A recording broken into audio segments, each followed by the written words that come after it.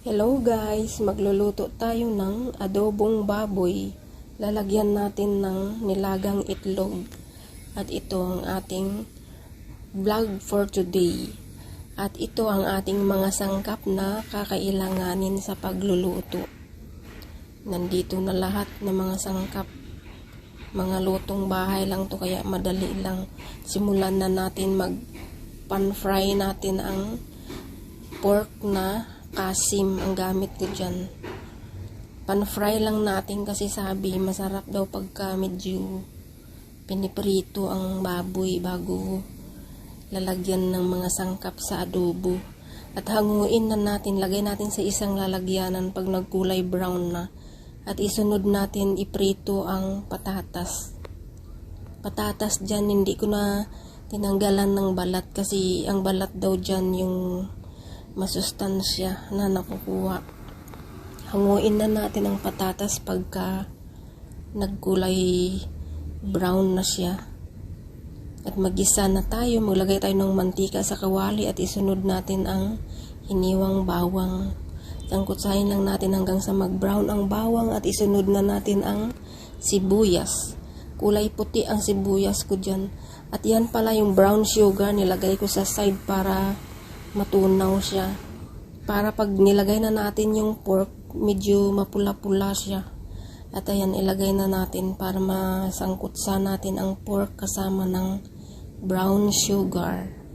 At maglagay din tayo ng dahon ng laurel at saka paminta na buo. Pag sa adobo kasi mabango at masarap yung pamintang buo ang ilagay. At maglagay na tayo ng suka, mga 1/4 cup. Ayan, at maglagay na rin tayo ng tubig para papalambutin natin ang pork. Tatakpan natin. Papalambutin natin ang pork. Hantayin natin kahit mga 15 minutes. Ayan, medyo malambot na ang pork natin. Lalagyan na natin ng isang nor cubes na pork at saka paminta na durog. Haluin lang natin saglit para mahalo.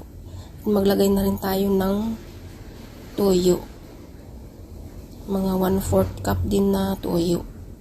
Tansyahin lang natin na baka hindi masyadong maalat. At haluin lang natin ng kaunti para mapantay ang kulay ng toyo. At isunod natin ang pinrito natin na patatas at isunod din natin ang sili na pula. Tatakpan lang natin, papalambutin ang patatas at saka sili. At ayan, after 3 minutes, medyo malambot na ang patatas. At sangkutsahin lang natin ng kaunti at ilagay na natin ang nilagang itlog. 4 lang na piraso kasi kami lang naman kakain yan. Ayan na guys, luto na ang ating pork adobo with nilagang itlog. Ilalagay na natin sa plato at tayo ay kakain na. At yan ang ating vlog for today. Pork adobo with nilagang itlog.